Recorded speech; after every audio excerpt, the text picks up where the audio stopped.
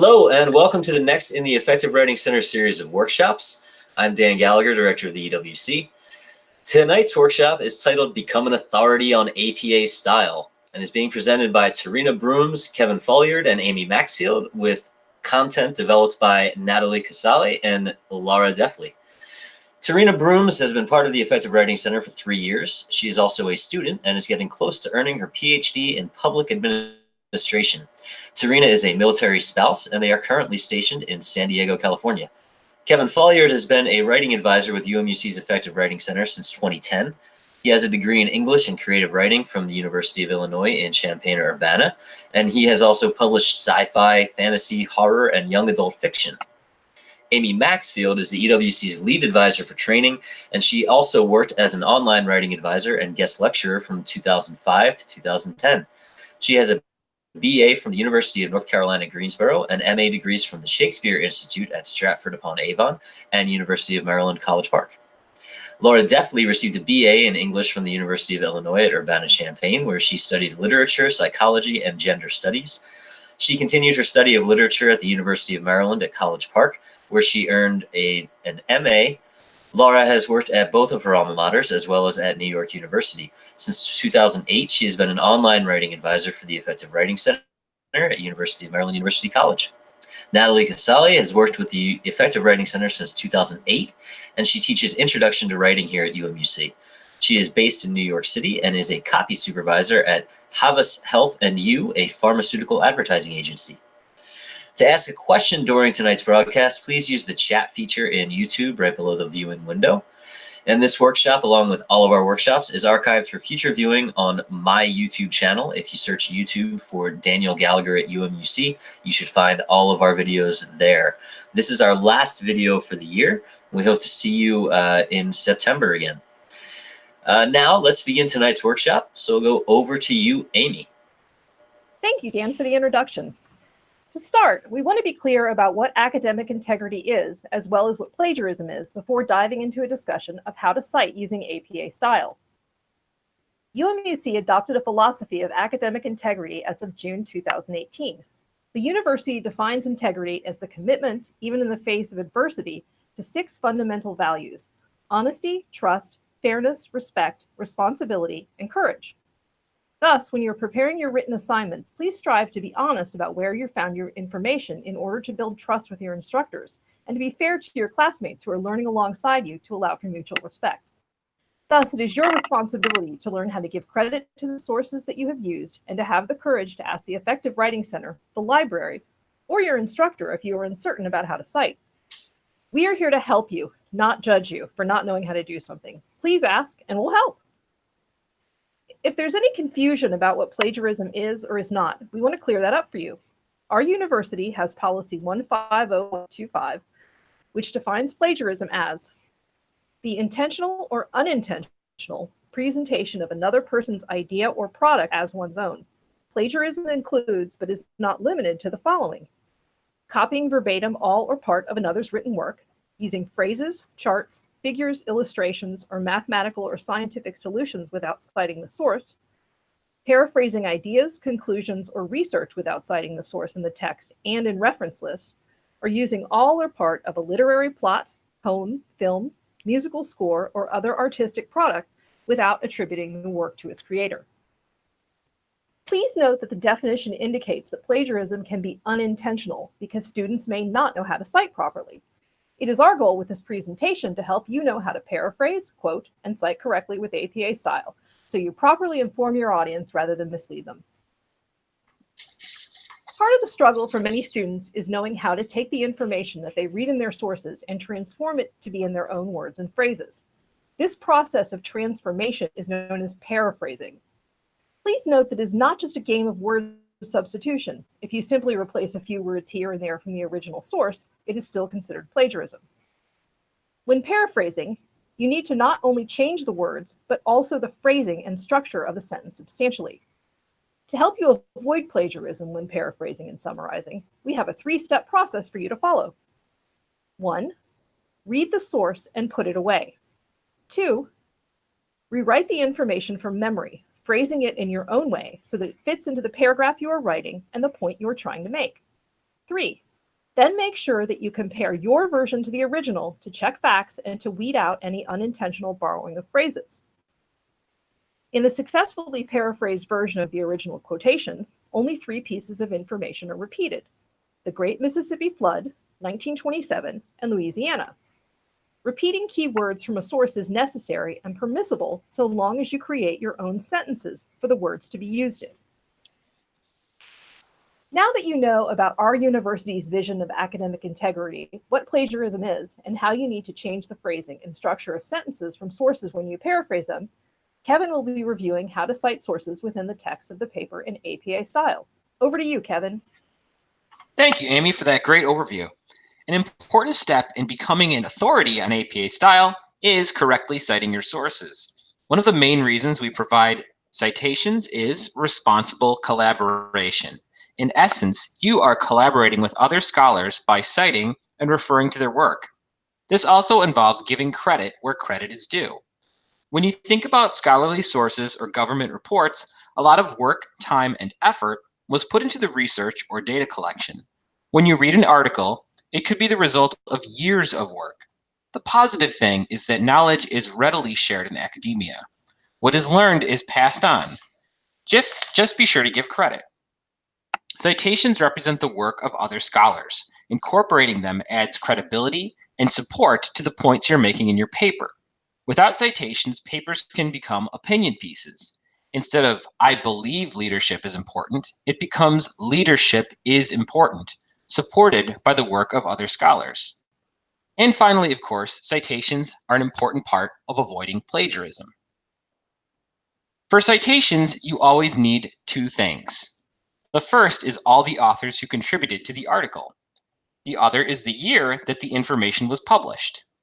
When verbatim quotes are used, a third item must be added. A verbatim quote is taking what was printed in your source and copying it word for word. It can also be called a direct quote. Sometimes it is useful and/or appropriate to use verbatim quotes, just don't overuse them. For scholarly sources or governmental reports, the third item is a page number. For online articles, this would be a paragraph number. That is all that is needed to cite your source in text. This means no journal names, no titles, no article names. The rest of your source info belongs on the references page, which we'll talk about later in this presentation. A notable exception to these conventions is where you are doing an annotated bibliography. For annotations, ongoing citations are not needed, and the additional aspects of the article, such as the author's background, would be part of your evaluation. This review focuses on research papers and essays. For more information on annotated bibliographies, please check out additional resources provided by the EWC. As mentioned, there are 2 main things for your APA citations. First, there's the author information. The author information can be provided as part of the sentence, such as "the study by so-and-so," or it can be provided at the end of the sentence. In this case, then it should be in parentheses. The year of publication is always provided immediately after the author information. In the case of direct quotes, a third thing must be included, which is the page or paragraph number. It comes at the end and is in parentheses. Let's look at a scholarly source on ethical decision making. We need the author information and then the year of publication. If a direct quote is used, we know it's going to be a page number between 129 and 143. Okay, now we have collected all our needed information. Let's review some specifics, starting with the author info. We want to provide surnames only, no first names or initials. Order matters, so be sure to list all the authors in the order that your source provides them. Author order goes left to right, so in our example, the first author would be Szilard. As mentioned before, there are 2 ways to incorporate the citation: when it is part of the sentence and more than one author, and must be spelled out. The other way is to provide the citation at the end of the sentence. In this case, the source information is in parentheses. Here, the symbol for "and" is used. There may be times when the article has 3 or more authors. In that situation, there is a slight adjustment. The first time an author information and year is provided, it is just like normal. The difference is when you mention those authors again in the paper. In these situations, then "et al." Can be used along with the first author's surname only. There is a period after the "al" and a comma after the first author goes away. Moving on to the year portion of our citation. As mentioned previously, the year of publication goes wherever the author information is provided in the sentence. It typically is provided in parentheses, regardless of if it is provided within the sentence or at the end. An example of not needing parentheses would be something like, in 2011, Szilard and Johnson, ... Otherwise, keep it in parentheses. If you provide the source information at the end of the sentence, then a comma goes between the author info and the year. When using verbatim quotes, then the page or paragraph number must be provided. Page numbers are abbreviated as P period, and paragraph numbers are abbreviated as PARA period. They should always be in parentheses. They always go at the end of the sentence. When the author and year information is provided at the end of the sentence, there's a comma after the year and before the page or paragraph information. Let's apply what we just covered. Which sentence has the APA citation correct? We've got three options. Option A reads, in the journal Business Ethics, Brown found that the length of personal relationships impacted the outcomes of decisions. Option B reads, Brown, and the year in parentheses, reported that how long the person had a relationship with the involved parties influenced decision-making. Option C reads, decision-making is also influenced by how long the person has had a relationship with the involved parties, followed by Brown, comma, and the year in parentheses. Any guess which sentence is error-free? The correctly cited sentence is option B. You'll notice that only the surname was provided. The year was provided immediately after the author information, and it was enclosed in parentheses. Let's look at what made the other sentences incorrect. Here is the sentence from option A. Here the journal name was provided.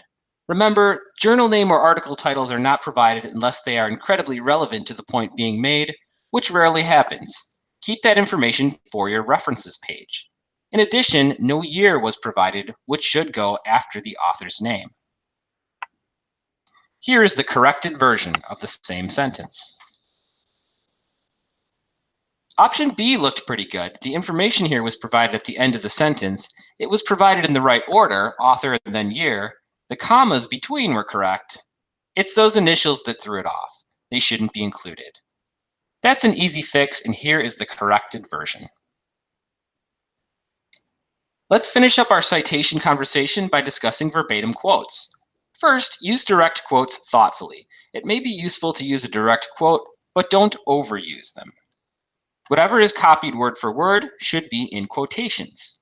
Direct quotes can sometimes lead to period or punctuation errors. The period goes at the end of your sentence after all citation information is provided. Do not start a sentence with a quote. Utilize phrases to introduce them.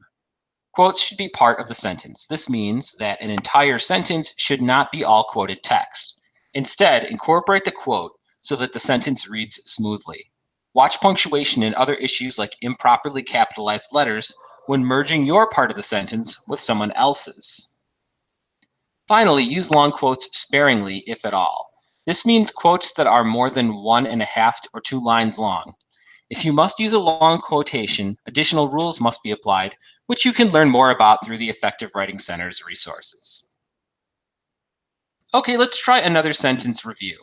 This time we're looking at 3 sentences involving verbatim quotes. Here's a direct quote being used for a definition. Option A reads, Chapin, followed by the year in parentheses, defined motivation as factors that stimulate or produce actions. Option B reads, motivation is defined as factors that stimulate or produce actions. The sentence is followed by the author name, comma, year, comma, and page number. Option C reads the same as option B, but there are some differences between option B and C as to where the formatting tools are being applied. Now, which sentence do you think is correct? The answer is option C. All the tips just covered are reflected correctly in this sentence. Only the last name was provided. The year is provided immediately after the author's last name. The page number is provided at the end. There are parentheses around the author's name, year, and page number. The commas are correct. There's a period after the parenthesis. Overall, the sentence reads very naturally. So did you catch what made the other sentences incorrect? Here's option A. This one contains a comma mistake, unnecessary capitalization. This can happen when the original sentence from our source is capitalized, but you want to make it fit in your sentence. In addition, no page number was provided at the end. Here's the corrected version.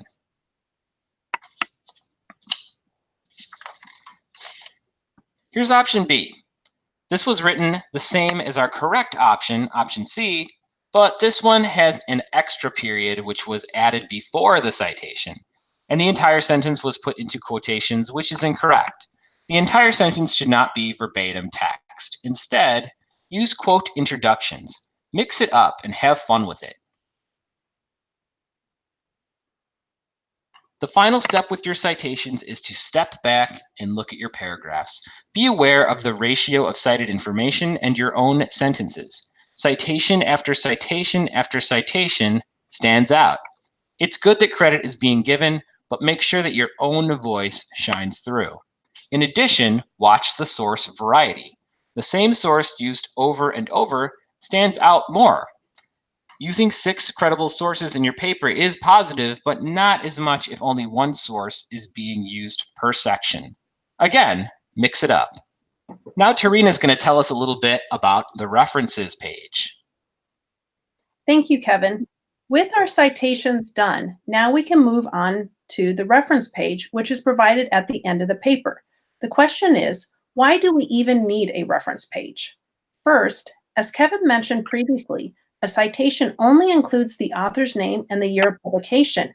Page or paragraph numbers may be provided when applicable. Rarely is any more information given in the body of the paper. The references page is your opportunity to share more information about your source, including the name of the article and where the article was found. This is important for you, the writer, but it is also important to the reader as it creates accessibility. The additional information that you will be providing allows the reader to pull the article to pull the article for more information. Maybe there is a statistic that stood out to the reader that they want to know more about, or maybe the cited information contradicts their own understanding and they want to learn more. The bottom line is that the references page provides enough information so the audience can access your sources. Finally, the additional information on the references page establishes source credibility. The UMUC library has information on source credibility, but generally speaking, source credibility contributes to writer credibility, that's you, and subject matter credibility. This is incredibly useful for making an effective argument or providing support for your thesis statement. Now that we understand why we have a reference page, let's cover the how. First, your reference page should start at the top of the page following the end of your paper. For example, if your paper ends in the middle of page 5, then your references page will start at the top of page 6. The heading should simply read references. It should not be centered. It should be centered, but not bolded. The listings themselves should be double-spaced. Sometimes in the draft process, the listings are single-spaced with a space in between as we work hard to get the information down on paper. If you do this and then apply double-space formatting to the entire document, you will end up with extra spaces between the listings. If this occurs, just be sure to go back and remove any extra spaces between them. This example references page off to the side shows the margins for each listing. The first line is flush with the margin, and subsequent lines of the posting are indented. The listing should also be in alphabetical order, which means this listing is out of order. A listing beginning with a W should not be with the A listings. A key aspect of APA style is attention to detail. This might seem like a small error, but always try to meet the criteria. I have seen papers with A listings at the end or the listings just randomly put together. This happens a lot in group projects when the listings are combined. When a blatant error occurs, it can give the impression that little effort was made to meet the APA criteria, which can distract from your content and all the hard work you put into your paper. We want to avoid that. The goal isn't to stress you out about the errors, but work to make a concentrated effort. You guys can do this. Just a quick note that there are some small differences on what should be included depending on the source type. Here's an example of a governmental source. Here's an example of a scholarly source. And here's an example of an online source. The forthcoming example is derived from a scholarly source, but taking a snapshot glance of these three examples, you can visually see similarities in the order and general format, particularly for online sources and academic journals. When in doubt, it can be helpful to do a quick search on the specific type of source when dealing with atypical sources. It's that attention to detail. Now let's talk about what information is needed for your list. You need all author names, the year, month and day if available, article name, article source location, and any additional source location you may have. For a scholarly source, that might be a volume or issue number, or a web page for an online source. Let's say that I'm doing a report on success factors for university students. I have found a great peer-reviewed article. Here's a screenshot from that first page.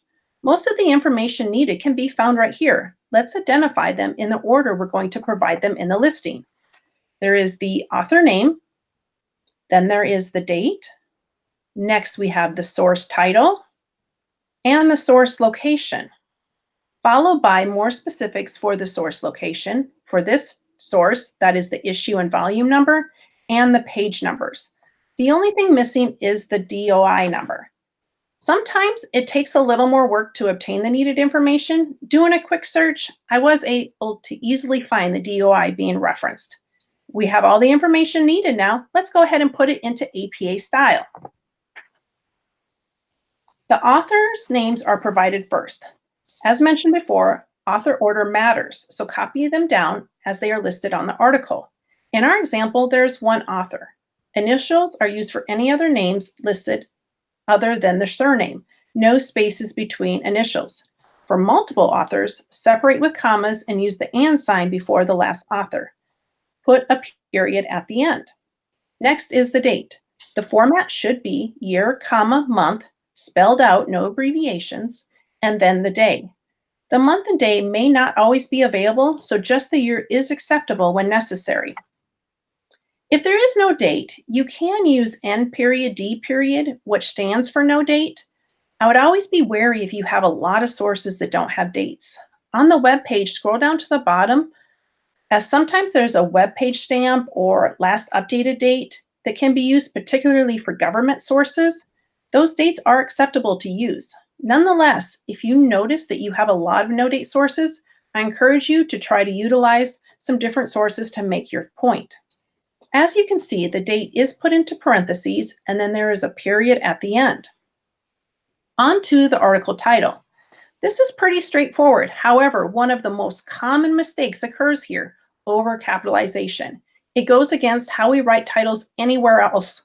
The rule is only capitalize the first letter of the title, except proper nouns and the first word after a colon. A period goes at the end. Then we have the source location. For websites, this would be the web domain page. For example, you might be citing an article on cigarette smoking in the US, and the source location would be the website of the nonprofit American Cancer Society. For scholarly sources, the source location is the journal that published the research. The source location is italicized. Unlike the title, all major words are capitalized. This is also the first part that has a comma afterwards. Intuitively, a reason for the comma is that we are now going to provide additional information about that source location. This additional source location helps with accessibility, which was mentioned earlier. First, we have the volume number, which is italicized. Second is the issue number. It is not italicized and is in parentheses immediately after the volume number. The volume and issue number of the journal article is followed by a comma, and then the page range is provided. The entire number range is provided. No dropping the numbers in the range, no total page count, and no P's or PP's before the range. All the information about the source location has been provided now, so a period goes at the end. Now for the finisher. For scholarly sources, a DOI should be added. DOI stands for Digital Object Identifier. The way to think about this is that the DOI is a specific identification code for the article. Web pages and journals may come and go, but a DOI is forever. Warning, Microsoft loves to capitalize the D in DOI, but it must be lowercase. A common error is just to cut and paste whatever has DOI in it. This doesn't quite work, but the question is, how do you know what to provide then? Look for a set of numbers, and that is where the DOI starts. The blue font shows the DOI formatted correctly. No period or comma goes at the end. And just a quick note, that is similar to the end of an online source, no period or comma at the end of a website either. We now have all the information. Yay! Let's put it in order for a completed listing. Remember, utilize examples to compare the order and format to double check your listing. Now for the final steps. Review your references page as part of your proofreading process. In addition, match up the in-text citations with your reference listings. Each citation should have a matching reference listing and vice versa. When the citations and references don't match up, this is called a disconnect. This can happen for a couple of reasons. First, this can happen when writers add references at the end to inflate how much research was done for the paper. Be careful, as professors and different software programs used by universities can catch this disconnect. If you read the source as part of your research, but don't end up citing material from it, it doesn't need to be listed. Anything that is not cited in your paper should be removed.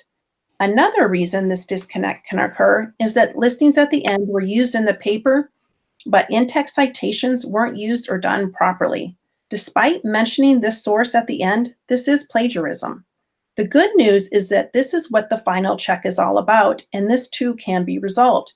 Go through your paper with a fine-tooth comb, and anytime you cite that source, add that citation in. Finally, this disconnect can occur simply from oversight.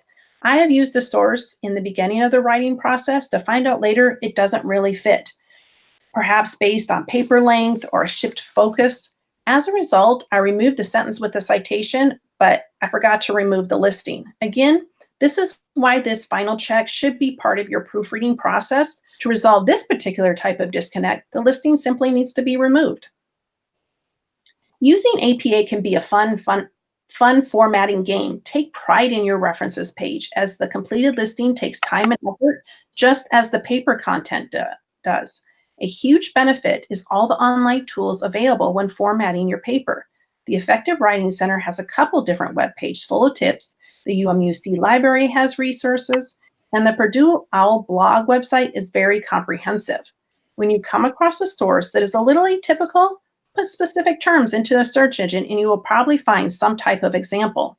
Of course, anytime you submit a paper to the Effective Writing Center, you will receive formatting feedback as part of the overall process. So let's have some more APA fun. Take a look at this listing and see if you can find the APA errors. We've got the author names, no spaces between initials.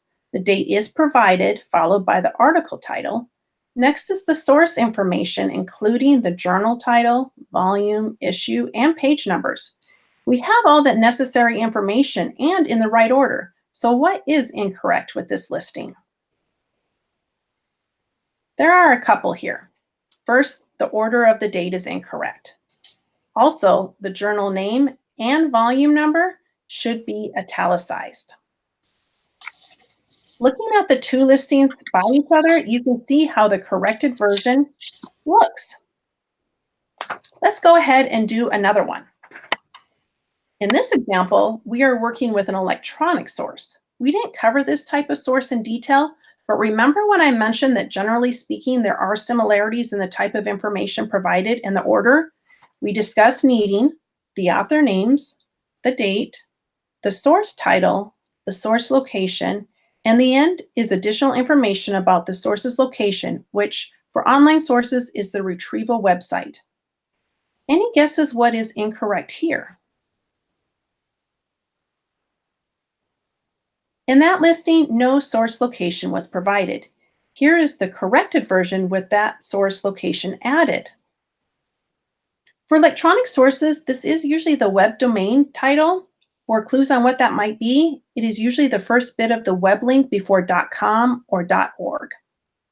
let's do a throwback tip. We had discussed how your references can establish subject matter credibility. In a paper where the goal is to establish that volunteer firefighters are low, that last listing for a news article could support such a claim. The local news reporter probably interviewed a fire chief and used relevant data for this South Dakota Fire Department.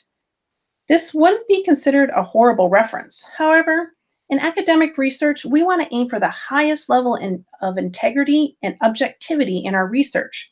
There are numerous scholarly sources that discuss bias in news media that spans decades. Take a look at this governmental report provided by FEMA as part of the U.S. Fire Administration Department on volunteer levels. This would be considered a much more credible source and still meets the overall goal. Last chance, let's spot the error. This one is looking good. The order of information is on point. Authors, date, article title, and the information about the journal publication. So what is incorrect about this one? It's a common one. Too many words are capitalized in the title. Remember, only the first word of the article is capitalized except proper nouns and the first word after a colon. The finishing touch for your APA masterpiece is your title page. The title page is pretty straightforward. The 3 items that need to be included for your title page are the name of your paper, your name, and the name of the school. You'll notice that it is about a third down of the paper and then centered in the middle. There are also 2 headers. One is what is called a running head. This is a left-centered header, and then page numbers go in the upper right-hand corner. Your name and the school name is pretty obvious, but let's break the other areas down a little bit more. First, a couple of notes about your title. All words should be capitalized and nothing should be bolded. Second, it should reflect the content of your paper, not the assignment. You also want to avoid sounding too generic. Instead of a title reflection essay, the title might be The Role of Inner Motivation. Another example would be, instead of, say, assignment number 2, it might be called Cultural Competence in the Workplace. The page numbers are formatted as a header and should be right-centered. Be sure to include page numbers on your first page through the entire paper and on your references page. Now the running head.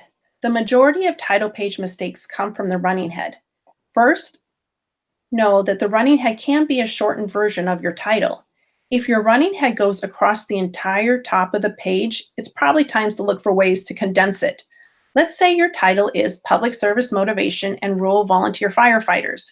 You may decide to make your running head simply Public Service Motivation. On the first page of your paper, which is the title page, you are announcing to the reader what your running head is. This is done by labeling it. Unlike the actual running head, which is in all capital letters, only the first letter of each word in the label of running head is capitalized. There is also a colon after it. Then all the subsequent pages should simply be your capitalized running head. Your title page is the first thing your reader sees, and having it in line with APA guidelines, particularly that running head, can send a strong first impression. It says, yes, I am an authority on APA style. Thank you, Tarina. Does anyone have any questions?